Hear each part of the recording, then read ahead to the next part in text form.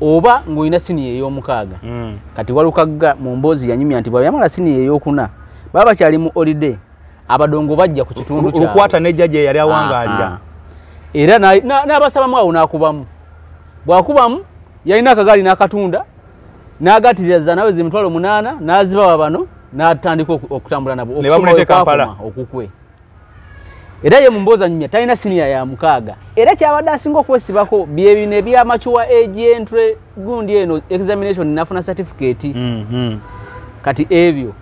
isi kwesinzidde nemugamba nti byayitako ye ng'omuntu n'ekibiina kye era ndabye Lubongo yange agamba certificate eno ye IU certificate eno ya gundi option gyalina eriemu achina yo mukisa alina omukisa okugenda mu kooti kubanga mu mateeka ga Uganda kooti esobola osazamu isi byerangiridde isi esobola okulangira nti gwe muwanguzi nengenda mu kooti nenga nti teyawangudde ne bakusazaamu kooti badde tubiraba bijje badde ng'ebikola eriyo nebibadde yingizo obuyinza Tanzania mu Tanzania isi bwegamba nti ono ye muwanguzi tewali asinga isi maanyi kati wano alina option ya kooti asogenda mu kooti wano bangi abali mu parliament nga bali okumanyiga kooti bayitirivu yezo ensonga lwaki ne bwowe isi bwe yagamba nti talina nsonga ku byayogera agenda mu High Court era asobola okubagirayo mu kooti kati ye Walukagga ng'omuntu kuteekateeka bannamateeka abe bw'amala oteekateeka bannalukola kuba bannalukola badde bamuwoleza bamala obateekateeka agende mu kooti okuwakanya isi byesazeewo naye alina okugenda ne evidence obujulizi obukakasa nti nze kino kyennyina kiri equivalent ku kino kubanga abantu baffe njagala tusooke tubabuulire kino ruling ogina eri ku kamera eri eri ku kamera eri kubanga mu ruling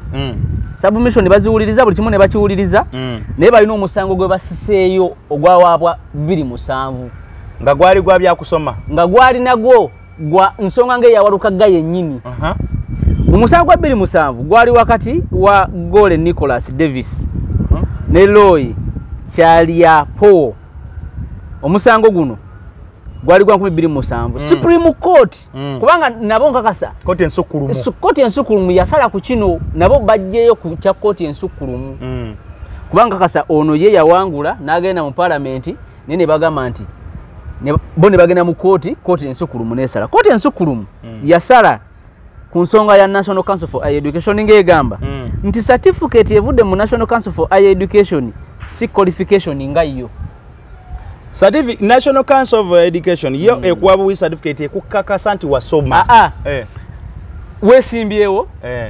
naye tetukakasa biwandiiko byo ogenze mu National Council for Education okwokubira endulu bakuwadde certificate ekakasa nti bannaye ono yamala sini ey'omukaaga wano isi I mean Supreme Court teyayogera ku kyamachuwa age entry oba bayete bina bakujja byaliwo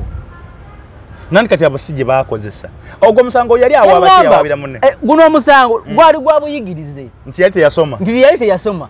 naye ono wadde ogenda mu National Council for Higher Education kujja empapulazo ku siniya ey'omukaaga ku siniya ey'okuna okakasa nti bane nasoma certificate National Council for Higher Education gyekuwa okukakasa okakasa qualification by itself era neyongerako negamba it cannot give life to any invalid or expired qualification tesobola kuwabulamu bwa document eyayitako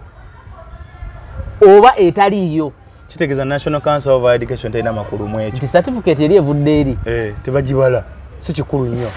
si qualification by itself era tewabulamu certificate ya Walukagga eya machuwa age eyayitako oba certificate yonna enjingirire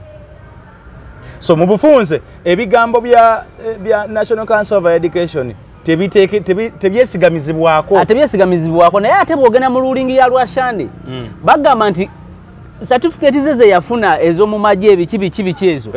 yazitwala mu National Council of Education nezikakasa era isse egamba kwesinziira okugoba omusango gwa Ssekikubo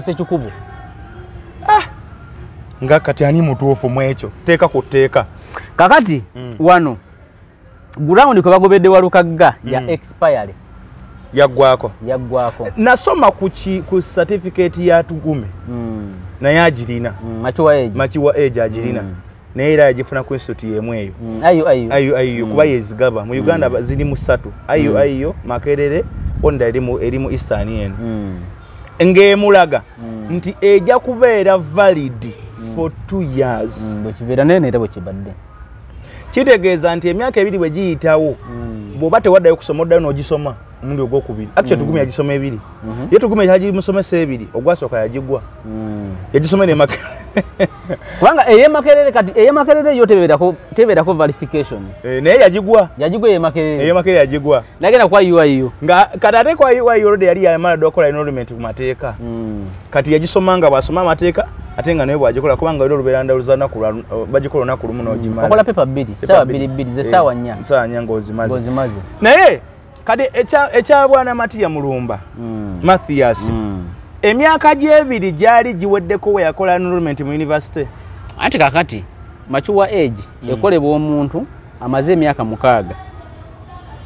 bw'aba yamala senior 4P7 senior ey'omukaaga nga tasoma oba tasomerangako ddala osoba nga tewasomako nga togendangako mu kirasi naye ng'omanyi oluzungu oluwandiika n'olusoma ng'omanyi n'obala ssente bwe bagikuwa after 2 years neggwako bw'osoma n'omaliriza university diguri eno yegattawo kati walukaga eno diguri gy'anaafuna yejja okubanga ejijjuliriza yemaliriza byonna bino tuba tetubisuula mu kasana tukwata kitegeeza nti okulonda singa kubadde kwa 227 ng'amaze diguri eno gy'ali mu kusoma abadde kiriya neera lwasande lwakyali kiriya nnyo nti naye bwe yagikola nayingira university n'asoma n'atikkirwa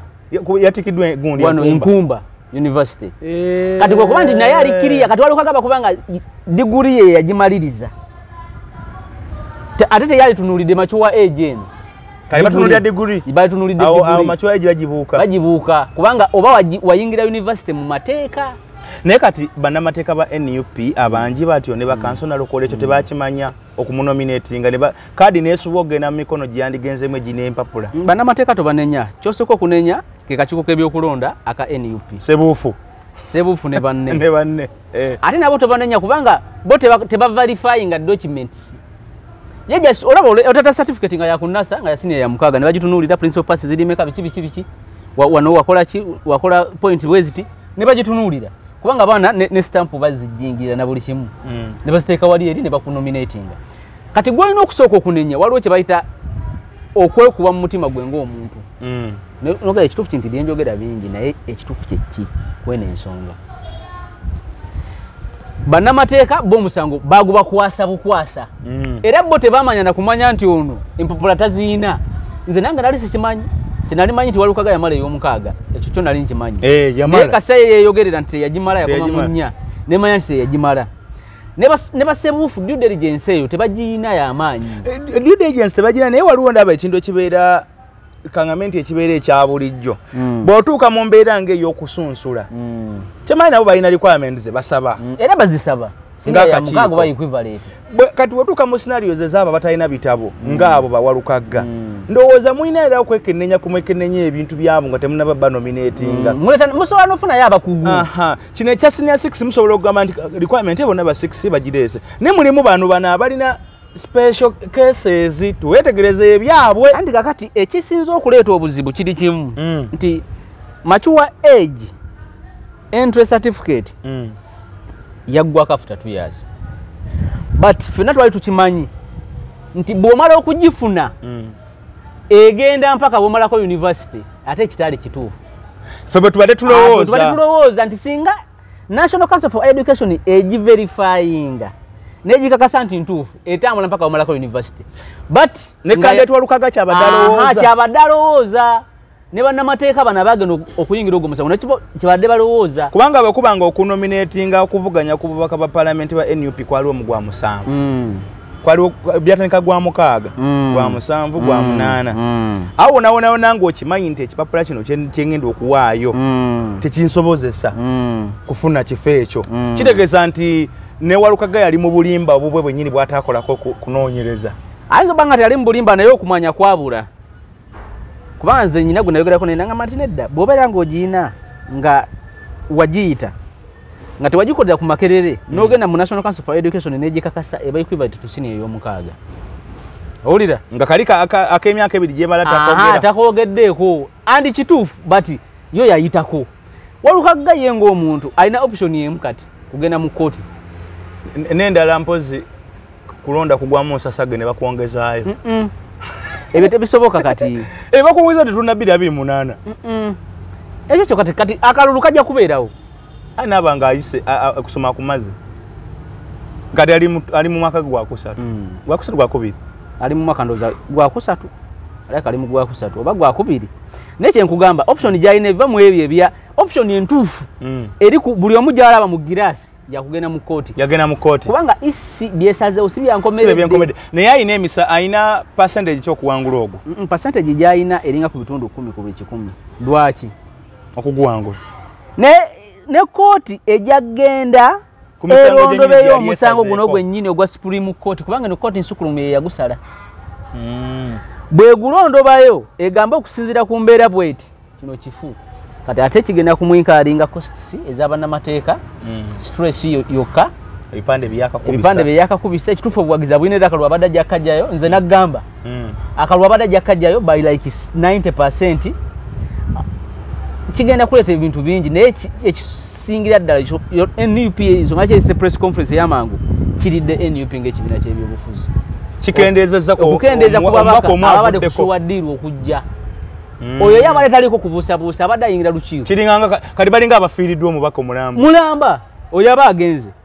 ate bwe bagamba nti tuwagere Magoola ali ku independent ne bw'omuwagira olwaliro n'awangula tajja wammwe ne benefits ze mufuna mu parliament ng'ababaka be mulinayo taba wammwe ne seneza IPOL tebamubalirako n'okumukomandinga nga mulina kyemwagala oyisa mu parliament mulina stand gye mwagala okuyimirirako nti bannange okusinziira ku tteeka ly'emmanyi ffe tuli wano tosobola mukomandinga because ali independent ne bakate kubonaga nti katingeze mu lukono lwa President Museveni tomunenya okujjako ngeri gye yagitakooko mu kibiina kyabwe ayinza okuba okusympathizingamu nabo engeri gye yayitayo ne mu card processing yagirimu Kyagulanyi bwajja ebusiro nga bino kadugamente walukagga kitufu biganye najja era option gyalinawo kuwanika Magoola oba Segona Segona tasobola yenga ye atasobola oba ekibiina tekisobola ne bwamuwanika tebasobola mulonda kyogamba yadde byonna bigenze bwe biti walukaga ne bamujjamu Segona tasobola kuwangula kalulu Segona tasobola kuwangula kalulu ka busiro mbadde manyi threat ya Segona esinga ebadde walukaga Segona mu bibalo bya busiro East talimu ng'omunafu yezza si munafuya abalonzi bonga be busiro bamukoowa kyogamba waakiri bayinza okulonda kiyimba oba onomana boda kangave oba yenna omulala yenna kati omuntu ali ku option esobola okuwangula akalulu wako bamuyita Magoola ekirungi yajjira ku ssaawa Kyagulanyi aliko ku ssaawa Kyagulanyi bagana namwaneka nagamba nange nasooka ku ssaawa ebyazze mwabirabye ngaye mwabirabye naye kati tuli kuono n'omuntu kati mu bufunze n'omuntu wotuna bonna abalimu Kyagulanyi gwasobola okuwanika Magoola Segona Kyagulanyi ne bwakola ensobi n'agenda n'awanika Segona tajjayo kalulu ka Busiro East era n'akalulu akawedde ekyakamwanguza kyali ekyo kunywesa Kibalama amazzi mu kkooti ate nafuna kadi ya NUP y'omu ku bali bakalekayo yali asigalayo nze badde ndowooza nti bino bibaddewo kubanga tukize tugaane yadde erinnya tererabika mu bawaaba akiri mabega tayinza bbanga takiri mabega akiri mabega newakiba mabega emirundi 88 ku buli 100 tasobola kujjayo kalulu Kyaddondo ka Busiro East mu parliament kino ekisanja era y'omu ku bantu abatagenda kudda mu parliament ekyo kikirize kigaane mugezi muyivu ayina experience abaddeko mu parliament munamateeka mugundiivu naye okusinziira ku levo y'abalonzi b'e Uganda tebasobola kumukomyawo tebeetaaga bayivu babaddeko babeetaaga era babalonzi but kye babakoledde bakirabye nkugambye omuntu kati alina okubanga essaawa zino agenda kusala nkoko bamuyita Magoola era Magoola bwe bitambula bwe ali nno nabweru wa ggwanga oba yekomyewo kugana amawulire oyinza obutadda Magoola musajja wa business omumanyi yabadde atambuddemu abeera atambudde musajja wa business akola business so mukuwa amagezi oba muwiwa amagezi ogambe NUP essaawa zino kaitandika otambula ne Magoola mukuwa amagezi NUP ng'eyagala omanyi kati ekituufu kiri nti tebakyasobola kudda mu kunominatinga muntu era tukyasobola kulaba muntu wa flaga ya NUP mu Busiro East singa ne court bagenda kubanga Walukaga kyalina option ya court NUP eno kusoko kuyamba ku Walukaga okugenda mu court kubanga kibakwatako muntu waabwe bamuwa kadi bwegenda mu court bwe kigaana ne court negamba nti bannange talina mpapula option eri ejo kuda ku Magoola ate era Magoola asobola sikayo goba Magoola abaddemu era nga anywesa asobola sikayo ekisooka chances aine bitundu kakati 5 ku buli 10 Magoola centers yina flaga gundi kadi kwa gundi simbo kwali etundika sawa simu pya mu abaddemu aina bufida loads bwakoledde n'abantu ye ngo omuntu n'abukola simu pya mu constituency abantu bamutegedde bamumanyi era kati ababo Busiro East nkakasa gwe bayinza okuwa akalulu kubanga mini waironga bano bacha processing up court bikyebe byonna ye batandike n'okuyita ku Magoola ku kitebe anti ne bwogenda mu kisaawe oba ne option tikimbo wakuba munana naye singa alwala ani atuulawo nti gundi abeerawo yensonga lwaki nti kasita ogwamu kati ni bamugamba tandika okuwoomera byagudde kwasono babbaaka bonna abalwadde kati akuba bbiri kati akuba bbaaka anti bbiri ye bbaaka era baseta bbaaka 4 ne 5 balwadde ne bbiri era asobola okuzannya waawo naye ku nsonga ya Walukaga yakituufu kirindi kubanga nyina observation ginakoze wano ya the said certificate of mature age Walukaga Mathias presented for his nomination at the hearing of the petition. The respondent attended a letter from the Islamic University of Uganda dated 11th November from 2025 11th November 2025 certifying that Walukaga Mathias sat mature age test held on 25 February 2023 and obtained the score. Okay, ekyo kiri awo ekyo. The same letter stated that the certificate expires after 2 years. If the candidate has not used it to enroll for further studies, otherwise the certificate remained valid. However, the said certificate of mature age has a lifespan of 2 years, which period is specifically stated on the document. Nti jibeerako ne muyatugume gyaliko jibeerako toweebuzabuza mbu ate kati kino kanoko kakokka kuba mu kooti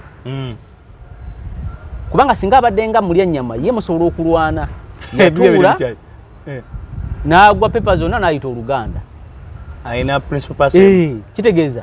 bw'oba ne principal person certificate yo mu UNEB esobola ofuluma kitegeeza wasoma okitegedde principal person bam points maker principal person I mean A bam point maker bam point mukaaga 5 ate B bam point 5 kubanga wano kati tukola simanyi ye yakola ddi fe twakola out of 20 ate out of 20 yakola kwa 25 oyo yakola kwa 25 kati ye tabamenya nnyo ne kati ono kino okukikuba nti certificate yennyini kubanga bannamateeka ba bono bwe bagenda mu kooti bwe tugenda okulabira bwe bagenda mu kooti balopooli eyagenda mu isi ne isi yennyini kubanga ne isi yennyini erina omusango ogw'okunominating ono nga tekoze due diligence emala eno nominating omuntu agwe balaba nti alina buyigirize obuyigirize bwe bulaga bwaggwako nomination bagamba 23 November October nga yaggwako ddi nga yaggwako 2 June kati kitegeeza nti isi erina obuzibu kati wano gwe tugenda okulabira nti Waluka gundi Segona kirimu okulopa mwala gundi ono wanawinchi ono omusajja we Wakiso alete bannamateeka abateeke mu kooti ogenda okulaba nga Lukwago yazze then olopaka kikoke by'okulonda naye kati kino muganda wange kino okukikuba kino ekya Walukaga bannamateeka okukikuba kino tekikubika kati kyebalina okukola Magoola alina okwambala ayongeremu ku bipande kati Magoola alina okwongeramu ku bipande naye ye Segona ekituufu kirindi Segona newe badde nga enkuŋŋaana zibadde nga zeegezaamu okumutta Segona nze nkubuulira amazima manye ebintu ebyamazima bibeerawo sijja kulimba ye wadde nga bino biri bwe biti mucu eyokubeera omubaka addako wadde kati nga mbaka aliyo taliimu so kali eri eyo age mature entry expiring nga 12 omwezi gw'omukaaga mwaka gwa 2025 nominations nezirera nga 23 omwezi gwa October sigwe gwe 10 kitegeeza okuba mu gw'omukaaga paka gwe 10 emyezi ena certificate gyali ekaddi expired akakiiko k'ebyekonda ne ka nominating omuntu alina certificate eri expired kayinza okwegaana akakiiko k'ebyokulonda ensonga lwaki okusomeza kwe kalina olwaleero ne bwogende nakawe ebyaliyo kanominating abantu nga tebasaba constituency eyo yennyini basaba ndala bwe kaali kasala kawe ensala yayo ku byabbowe kaagamba nti naawe wennyini wakuba posta nga ziriko nakawa west notatekawo nakawa division west kitegeeza naawe wali otegeeza eyo bazijjayo posta ze ziri ku makubo basinziira yennyini n'abagamba posta si gazetted document osoteekako ekigambo kyonna kyoyagala as long as kisobola otegeeza but gazetted document erina kubeera bw'obanga yegwe kimbo wa matini nga ku matini yo tekuliko esembayo erina kuba kimbo wa matini nga tekuliko esembayo kubanga yabagano bagamba ndina obanga oyagala nakawa division west nga newawagiwandise west kasasiro eba constituency endala mu gazeti kati isi yabakidde nnyo ku mulimu 225 mu nomination ebadenga parliament ye10 they amene abatagenda mu kooti okimanyi nti bangi abasaba constituency kati ngeno Lubaga South natekawo Lubaga South constituency banji naye nga eyinza obbanga Lubaga South county constituency nga teyakiteekako ne isi yo nesigala ng'egenda enominating kati akakiiko k'ebendera nkyakaliko ekiwandiiko ky'omwami oyo Walukagga kiyaleeta mu isi yo teba na buvunanyizibwa waliwo kituulyawo nga batugamba buli candidate addayo mu National Council n'afuna ekipapula ekikakasa empapula ze yadde zino azirina naye addayo mu National Council eyo requirement ya isi ey'okufuna ekipapula ekya certificate ya National Council document ezo zibeere verified mangu National Council ono ye yaddayo n'emuwa naye okumuwa tekitegeeza muno expired date obina ku ekitegeeza candidate osobola okutwala empapula zino zokka nga tolinaako lupapula lwa National Council zino sini ey'omukaaga osobola okutwala ezo zokka kasaziba nga ziri mu original form waliwo abamu abazina nga zaabula ogenda bugenzeri ne bakakasa nti nowasoma era noyita ebibuuzo n'otuula omwaka bwe guti certificate yo n'ogireeta n'ogimuwa n'ogibawa bano abanominatinga so kati ekintu kino okukikuba emivuyo egyali mu kakiiko ka John Mary Sebuufu gitandise kati okulabika egyo si mivuyo gya Sebuufu n'akakiiko ke tebalina capacity ku verifyinga document nti ntuufu only muntu averifyinga document nti ntuufu e National Council for Education yeyeka kyobola bane isi esobola okunominatinga ne bakulonda n'ofuka mbaka parliament ne bakusika nti tolina mpapula olowooza lwaki kubanga isi wadde era musajja ali mukubwa isi wadde kunominatinze empapula zitunulidde naye era teina y'omulimu gwasi gwa kuverifyinga National Council for Education yevunanyizibwa ku ekyo kati Sebuufu ne banno omunenya mpola kitegeeza kuyambako ekibiina kyo olupapula lwojja mu National Council osooka lutwala mu kibiina kyo munoonya kaadi tebisaba kati emisango nani kati gye batandise okuyingiramu anti waliwo kye bayita due diligence nga naye wenyini kati gwe omanyi be wasoma nabo sini eyokuna nomanya be wasoma ey'omukaaga ne ku university be wasoma ne ba ku institution naye osanga omuntu nga agamba yasoma nga tasobola kuleetayo wadde oggi oba obbino Sematemba yabaleeta leeta ebifaananyi yaleeta ebifaananyi ne university y'omu America n'emwegana egamba ffe tabanako muyizi waffe waliwo munabyafuzi e Kenya awo yesiba ku ttiimu university eno ogimanye eno eri opposite nkumba bano Mengo Kenya ne bagamba bulungi nti ttiimu university teri mu lisi ya universities eziri mu Uganda esolo okuwa certificate zikakasa nti oli muyivu era nemusunsula out nemujjamu kati isi teina musango Sebuufu n'akakiiko kaabwe tekalina musango National Council for Education yakola ogwayo nemuwa certificate nti kituufu wakola ki tebakijjero ntula kuba nti tayakola bibuuzo ebyo njagala abantu bategere bulungi bamugjeyo kubanga certificate ye yaggwako kati akantu ako kawandiikibwawa Walukaga kataasoma ne bannamateeka be ke bataalaba akantu ako nti kano ak'emyaka ebiri ko kabeeramu naye okwongerezaako nti ebiri singa teweeyongerayo kote kali sikawandiike olaba amateeka ekisooka buli omu amateeka gataputa luwe eyo nayo nababiraba case oli omuntu asobola okutta omuntu ekituufu nga yamutemula n'agamba namukuba akatayimbwa oba namukola bwe nti Munnamateeka bw'atuula nawe akubuuza njagala ompe buli kimu ekyetaagisa okuwolereza n'omugamba namukola bwe ntakola mada wipoli nagiteeka wano eno anti kale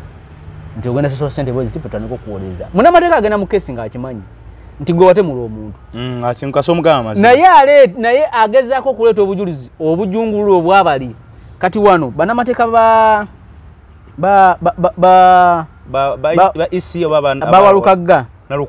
nalukoola tobanenya ekisooka by all means balina oyingira mu musango kubanga Walukagga yali agenze mukazi bali bamaze omuloopa wali tosobola mulekerera bwotyo ntiwakuba nti evidence teriiwo emala kino nze kunze kyembadde manyi nga ensaa tenaba kubeera mbadde manyi Walukagga talina buzibu lwaki nze mbadde manyi nti eyo certificate bwe banga eri verified eba ekyaliko ekutuusa wonna kuba yaleeta n'emisinde emidirivu nnyo okutulaga empapula ze ku social media ng'amaze okakasa nti certificate National Council for Education nga mazo giverifyinga ebeera ntuufu naye bano bamugye ku ground expire kubanga bagambye mu kasembayo accordingly okay kana akadirira kasembayo nti in light of above observation commission under min cap stroke 048 stroke 25 0 okay bili 25 found that the certificate of mature age Walukagga je yatuula Walukagga Mathias presented for nomination ad by 23rd of October 2025 clearly expired ekakasiza ddala nti yaggwako accordingly the candidate Walukagga Mathias lacked the requisite minimum formal qualification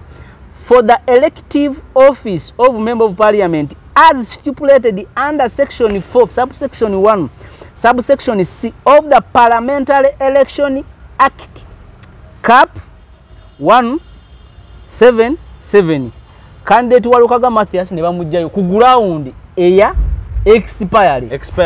ground ya Walukagga nga tawezeza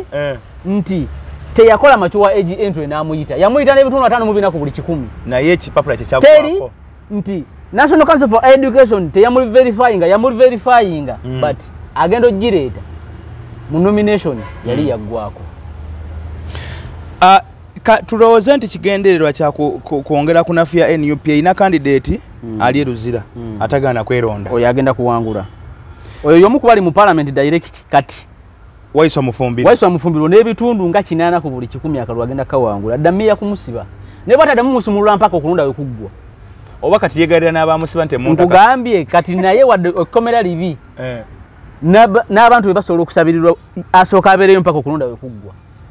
ekyokumusiba obusibi kyokka kimuwanguza akalulu era ekyo kyotoddamu kyogera nga okimanyi abamusiba biki bikya oyo ali mu parliament erina Walukagga bamugjeyo kati eyo kadi efudde eyo kadi efudde sagala twekwase gundi tuli ku mateeka kati tebamugjeyo olw'okuba nti nno tebamwagala ne bamuwadde ensonga era ne bamugjeyo mu tteeka ebidongo byamusingira okusoma ekyo kyenagamba nti gavumenti embi ekola etteeka ebbi nefuga abantu obubi ng'ebagamba mateeka yegayogera okufugira mu tteeka tteeka we ligamba nega nti etteeka ligamba litya olina obba nesini ey'omukaaga togirina ne bakutera akakwakuliza nti kale oba togirina equivalent nonyayo akajinkanankana togirina kajja kuba kamala ebbanga bwe riti so ensobi issegine y'okunominating ono nga certificate yaggwako kati awo bannamateeka ba Walukagga ku 10 Walukagga alinako emikisa nga 5 emikisa nga 10 okudda ku kati siraba kyagenda kuwanguzisa akapapula ako kakyogera lunye nti kamala emyaka 2 mweje emyaka 2 mwolina okukola enrollment ate nobanga diguli wagimala oba kyonna kyosomye kitegeeza bwoba tokoze abayiza akapapula ako singa emyaka 2 gyako giyitako oddayo n'okola kakati ground ze kubanga ne bannamateeka bagenda musango ne bamugana naye kakati olina okubeerawo ne evidence kati obujulizi obwo nga si bwakubuusabuusa naye nga busobola obba obugumu wakati wano yakulaga ekituufu kiri nti teyatula siniya ya 6 takiwakana alina yakuna ground gyaliko ya mature age entry certificate university gyakola enrollment gyasomera degree teyina kyeyinza kwongerako nti banange oyo muyizi waffe era anatera okutikibwa teyina nkugambye bw'osoma ku university Makerere gigyeko because Makerere te verifying bwana National Council for Education okay ebyayo bibakiria bw'osoma ku university ku St Lawrence University oli bwakutwala mu kooti tewasoma ng'olina diguli yaayo St. Lawrence si yewandika netekamu ne stamp nti oyo yasoma National Council for Education yekola ekyo negamba oyo yasoma ku St. Lawrence n'afuna degree omwaka bweguti ne stampinga. Okitegedde kati university yona institution yona nango jeko Makerere teyinaawo kyonna ebiddirira bigenda mu National Council for Higher Education. No ngamba wano wetuli kati. Wano teyinaawo. Negandike kweyoka testimony yo. Teyina. Dissertation. Teyina. Okatambulireko. Teyina kyesobola kukola. Edda nga tusoma university nga nenge bigezo nga ajukira fete batuwerangawo emyaka fije twasomeramu tebatuwerangawo results zaffe nenga bakuwayo ka testimony yo kononyeza emirimu nate okunonya mirimu kubanga no mulimo ogugononyeza akagundi koyina walwaso ogufuna nga teyagenda ko kusomera ate basobola kumujja ku mulimu ogwo kati wano kye tuli ku mateeka agali documented obulungi tumbaka parliament alina kubeera na qualification ki senior ya mukago ba equivalent okitegedde wali ku mirimu basoga matwe nokubanga olina degree no so nolete yokunasa no yitawo ne bakuwa omulimu oso banga tewasoma nakono ogamba ati nze nasoma kati wano university jasomera ekisolo okumutaasa olwaleero kati essaawa zino bannamateeka kugenda mu kooti kati kooti neesooka neeyimiriza essibe yasalawo okulonda ekugenda maaso esobola okubiyimiriza kooti esinga issa obuyinza mu Uganda kooti esazaamu gwe isinga ekulangiridde negamba nti bakulonda mu bukyamu wabba akalulu wakola bangi bayingidde mu ngera ya kooti nalukoola ku Nambi nalukoola ku Nambi yaguwangu Muwanga Kivumbi yayingira kooti yemuyingiza ono Kasibante Moses wano kooti ye yamuyingiza ono Kasule Sebunya kooti ye yamuyingiza kooti ekujjayo kati no ekiri waasi nti isi esobola okukulangirira neba kooti nekujjayo nogenda mu kooti mpaka mu kooti ensukulu mwerawe ekujjayo tatasobola kudda mu isi ugamba nti nate kooti ensukulu yanjijjeyo anti kooti yesembayo kakati Busiro awudawuzi ku olwaleero ba protesters vote mu Busiro abantu ne banyiga ne bagamba kati obono mwamujjeyo gwe twali twagala katukasimbula ono protestive vote yaliwo mu G8 Kiyonga nga awangulo wa UPM ngo DP bamutemudde nga UPM yakajje emyezi 6 bagende mu kaluka ekinana UPC jukira yali mu buyinza owa UPC bagana okumulonda abantu bekasese ne bagamba wamwe atemudde wa DP w'amaanyi nga tana bana nominating kubanga bamuwambira ku road block ne bamutwala ne bamutemula balonda Kiyongo omunafu wadete yalayira ne nafu kombaka parliament kakati tuyinza okulaba singa obunafu singa balonza abantu singa NUP ng'ekibiina kibivuzite bava ne bagamba nti bannaye wadde onavudemu tulondono of course ekibiina kijja kuba gwe kiraga bwe kitalaga I'm sure kozi nalala esembayo Kyagulanyi agenda okusemberayo ddala eri ebadde eri awo Kyagulanyi nalala ebiri kunaku olusembayo Nansana municipality ne Busiro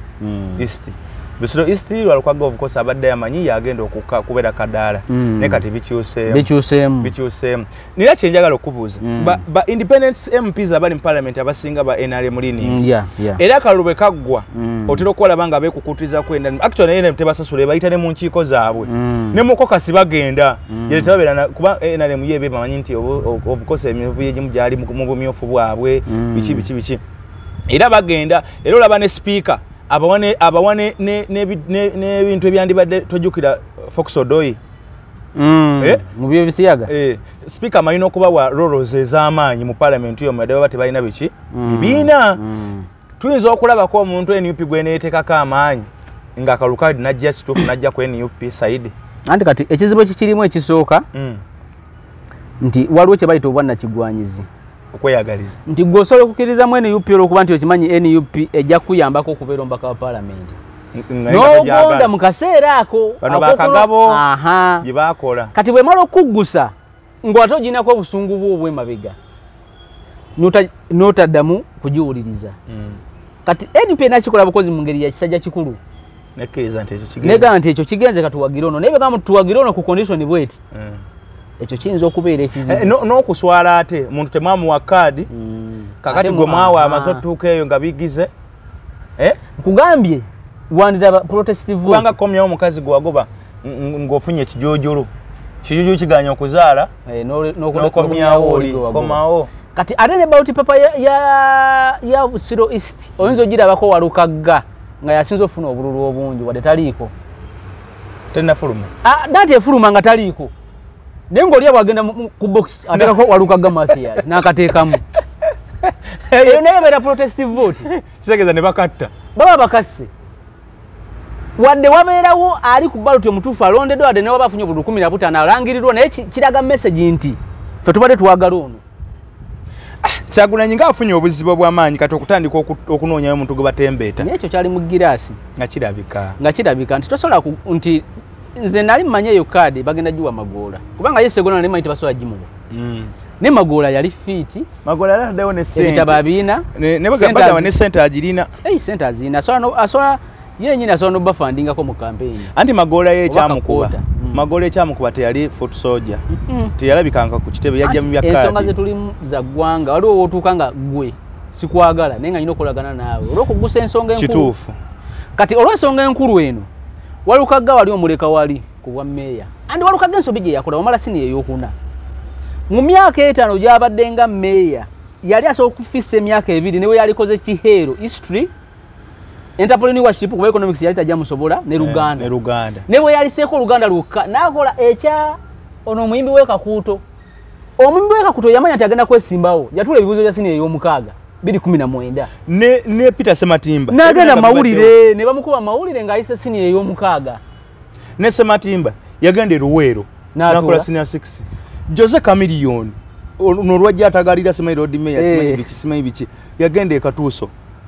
yagenda ekatuuso awo yagenda ekatuuso n'asoma naye yabangayo yajja lwa bigezo tobaayo ddeire yabangayo ennaku zaayagadde teyabangayo buli kaseera kubanga alina sini eyo omukaaga kubanga yali mmeeya naye ate wamma yogera yali mmeeya yepaatiika ku kipapula kino ekipapula kyennyini ate muno kigwa bakigwa sige nti tugume yakigwa ate nga kyabbeeyo kisasula ate nga n'okuwa obubi okikole process naye ebeera mpanvu mbaga kirimu n'ebyobufuzi bingi bakulabanga ggwe kyola abasinga bakikola ku IU Makerere kizibu okuwa muganda wange Makerere kizibu okuwa ekituufu kiri nti tukikirize tukigaane nti ensobi gye yakolamu yeeyo myaka 5 fisa ye ebiri funa ekisomerawo funa omusomesa akubbira ebigezo osomerenga waka oba otyogewe mu baana funa omusomesa ajenga akukoachinga awo ole ebisomero ebibbe ebigezo mu Kampala muno funa ekyo ekisomero kalinga Sematimba yagenda mu byalo gye batamana amumanya n'asomereyo ngate ina amumanga ino omusomesa ndo za amukoachinga kati kusende saa yebigezo genda otuule very simple kyali kyangu nnyo n'essomero oligamba temundaala asante ensomera wano nze kansome nfune ekintu kyange ekyo kyali kyangu nnyo mulonde wa 2021 2023 oba omaze senior 6 yo ofunayo kikombination ekyangu kirimu n'Oluganda kuba wandiika Luganda art economics tomusobola osobola okukola entrepreneurship history omupambana history ne banga tebakusomesezza osobola okwesomesa ebyo simanya what cause to history muzibu byo bisobola nationalism bakuwa nashi nga mukambwe bisobola kyeyali badde yesalako kubanga waliwo wootuuka ng'olina kyoyagala nga waliwo byolina okufiirwa ng'olina okufiirwa ebivulu byobadde ogenda mu kuba endongo okuyimbira abantu ogende mu kiraasi osome kubanga oba abakubanga alina sine mukaaga wadde nga yagigwa naye nga kale ng'ayitako pepe emu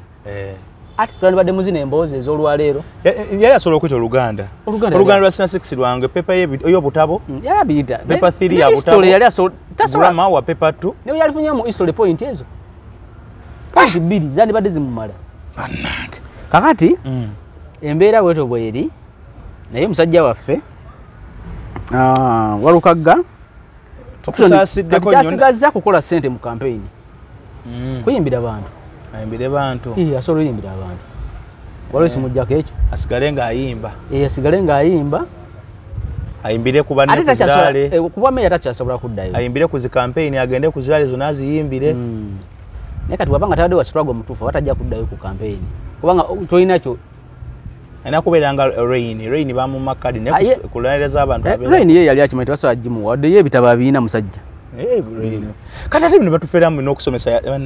omanyi yasomesaako Walukaga yasomesaako ku mugesegirinyi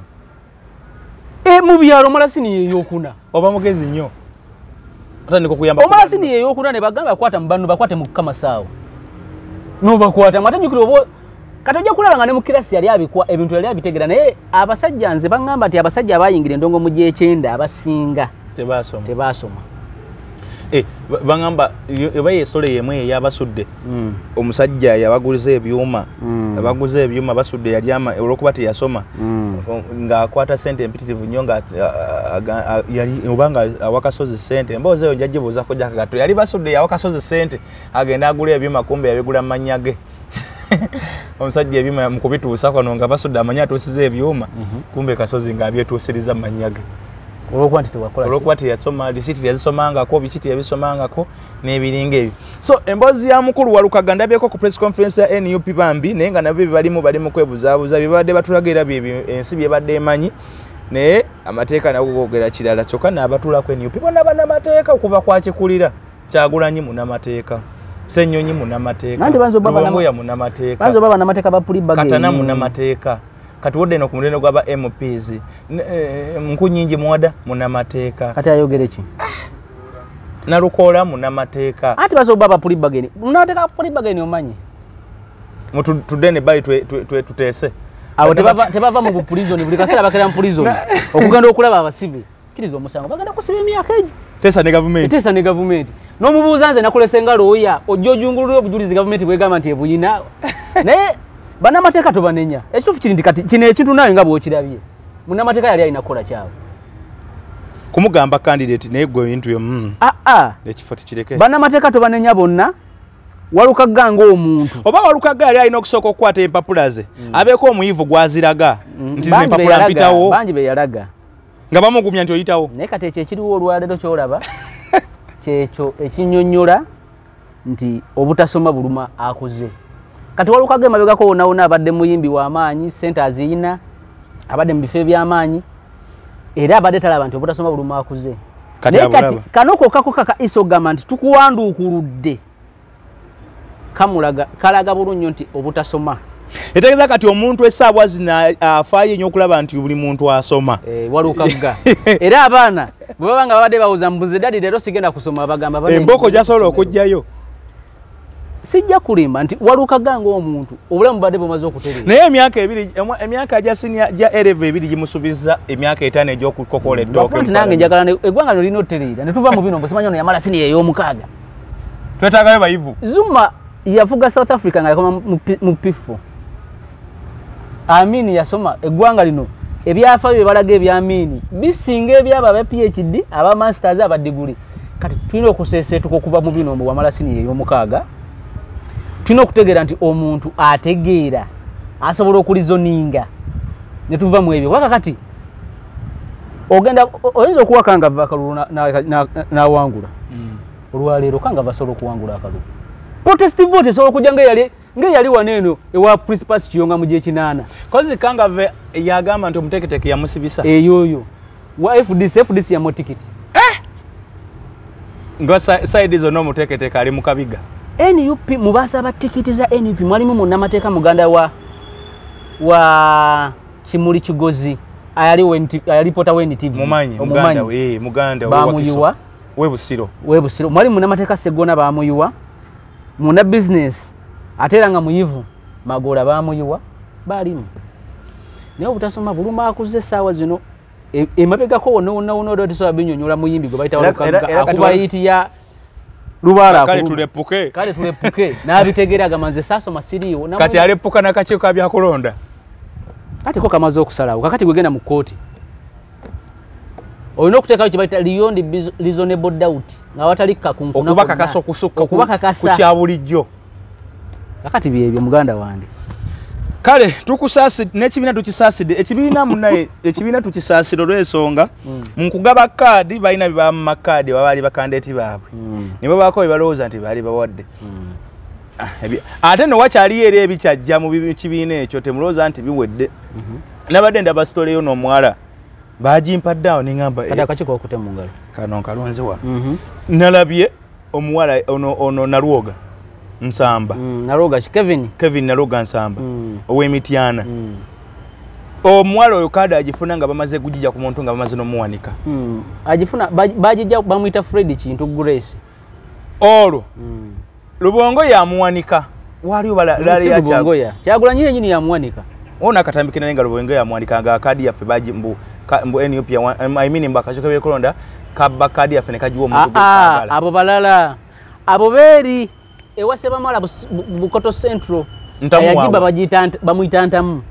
yajiba kujamiru kivumbi yeyo Rubonge gwe yabadde awanika kati eyo Naloga Kevin Nsamba yajija ku Fred Kintu Grace Mutana South bamala okugaba kadi omundi ogwasooka NUP ino lukungane mu Mtiana ewanika oli omusajja gwasooka ojjuwa olukungana NUP lugwo lweyo bajimujjako NUP eddamu efulumya list endala nga bagijje ku oli ate bagiwaddani Kevin Nsamba noli naye nayingira lwesi ne Kevin Nsamba mwali gali kusaawa oyo ali kusaawa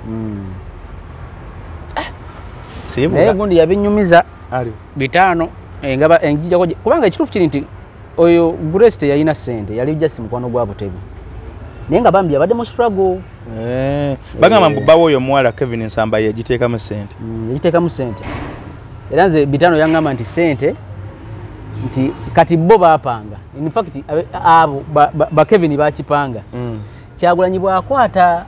Grace n'amuwanika I mean Grace Kintu Fred aba kati be yapanga be yaleta ku lukungana abawere ebibiri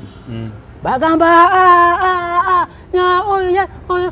oyo fete tumwagala okitegeera bakubolube kati Kyagulanyi bwadda ku back stage abuuza ab'Emityana biki bimwankoze mumpanikisiza omuntu nga n'abantu tebamwagala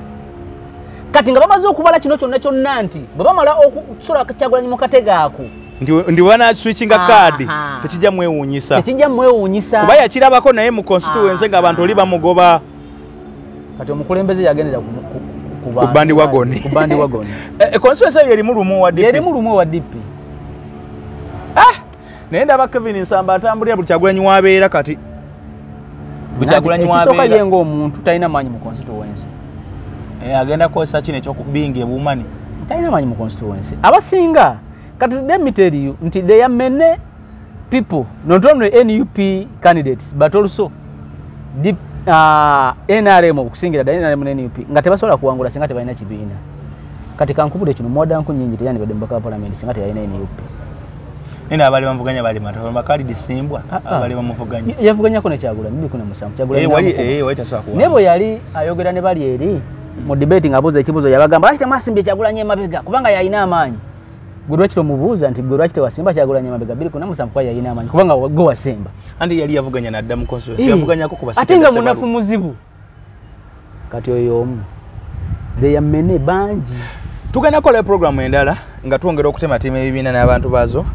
twabasuubiza obalita episode ebinunga ebiyimiridde as it stands so as it stands in Busiro East constituency Magola is raising eye Magola awanise mu bbanga and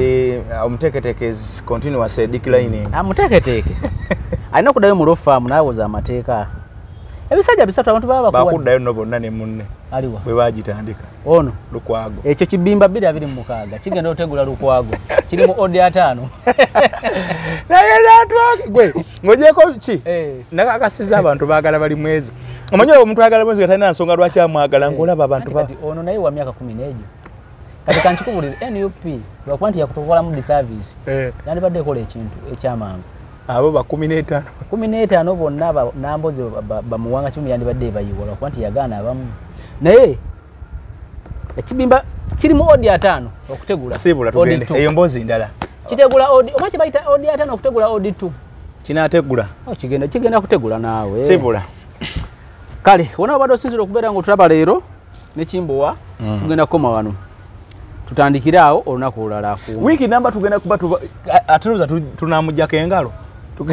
tetugenda komujja ate tusobola mujja konga tunoleta banalist abenjawulo basobola okukola analysis oba okuanalyzinga kale mukama abantu 10 mugende wali ku ewa Bivu Organic ewa Dr. Senjo baba weddagala mu abalina okusomozebwa simanyi pressure zakwata simanyi obusajja bukoloma simanyi ebintu twebiteyo bigala otosekera mu ndwadde z'abantu ate ndi abasajja balina ebintu balina endwadde nga tesitegerekeka naye ng'otyano zogula naye bannafe ababiva bakozesa habo bajja kubanga bakutabula eddagala basangibwa Bumengo abana balina ebigere bigenda biyulika byava mu nkyakya nezefoka amaga n'ebiringa ebyo oyina tensolites ofuna amagwa mu bulago banafa bifa bajja kutabulira eddagala osobola kubanga ojjanjabwa era owone basangibwa wali ku Beaver House Mengo ku Hamukasa Road oba opposite Masengere ate banafa ba Dream Restaurant bo basangibwa Wandegia wali emmere ennungi bafumba ekyemisana ekyeggulo ate nga ebintu byabeera smart bibeera clean bibeera mu budde emmere wogituukira ogisangawo nga yayidde dda ate nga nnungi abaana bakola bulungi bali kiriya gendawo osobola n'obakulira ne bakukolera ka delivery ku namba yasimu eri awo bajja kubanga ne ku mikolo bafumba banafa aba ba Dream Restaurant wali